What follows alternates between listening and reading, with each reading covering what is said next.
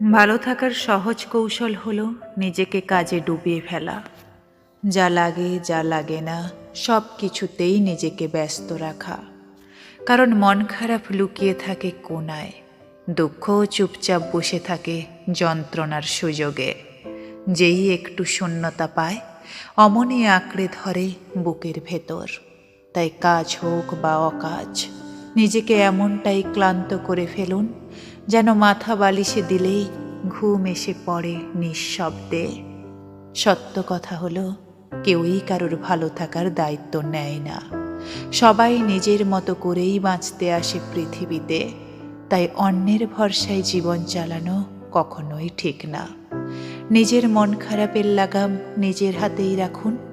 দিন শেষে ক্লান্ত শরীর বিছানায় ফেলুন, আর নিজের জন্য রাখুন একটু শান্ত সময়।